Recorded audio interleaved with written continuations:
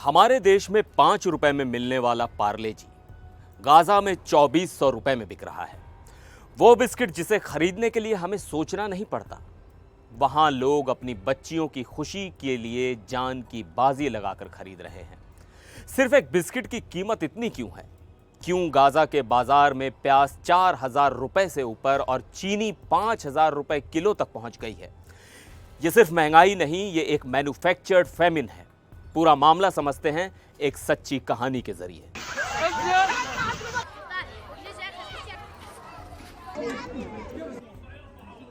नमस्कार, मैं हूं सिद्धार्थ प्रकाश।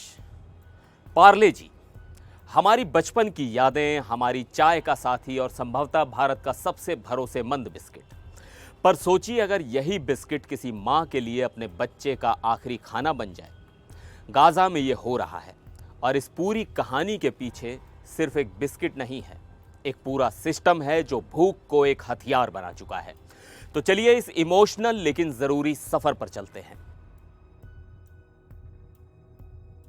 गाजा से एक वायरल पोस्ट हुई। एक पिता ने लिखा, काफी इंतजार के बाद आज मैंने रफीफ को उसके फेवरेट बिस्किट दिलवाए। 1.5 यूरो से बढ़कर ये 24 यूरो के हो गए, लेकिन रफीफ की खुशी के लिए मैंने लिए।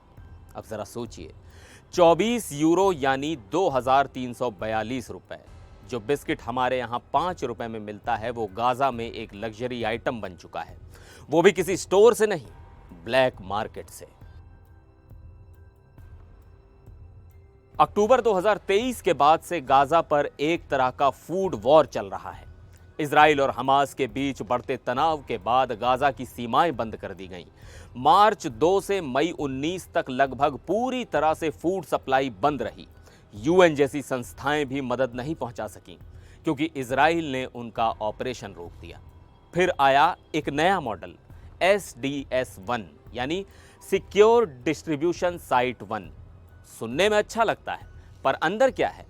लोग पिंजरों जैसे रास्तों से लाइन में लगते हैं जहां अमेरिकी private security firm safe reach solutions पहरा देती है।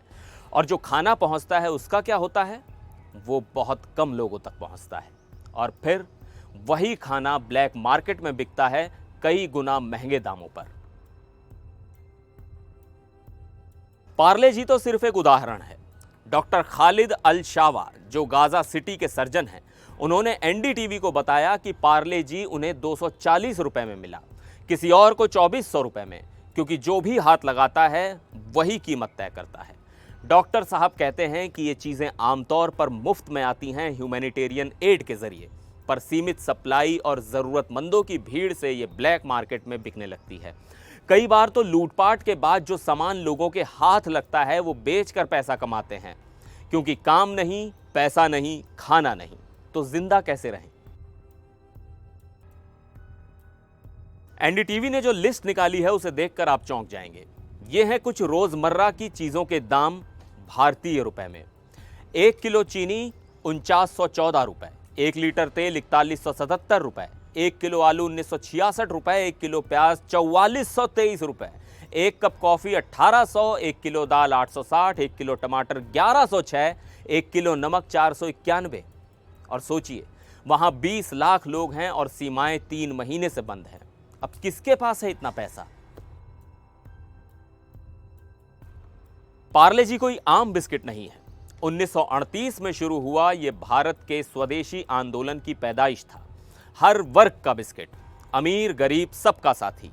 और इसकी सादगी में जो अपनापन था ना, वो आज भी जिंदा है।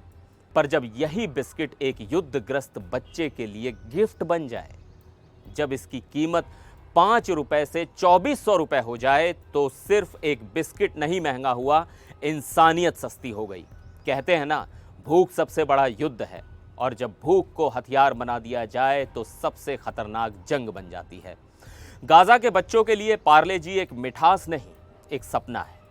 अगर आपको ये वीडियो ज़रूरी लगा हो तो इसे शेयर कीजिए, क्योंकि कुछ कहानियों को वायरल नहीं, यादगार बनना चाहिए।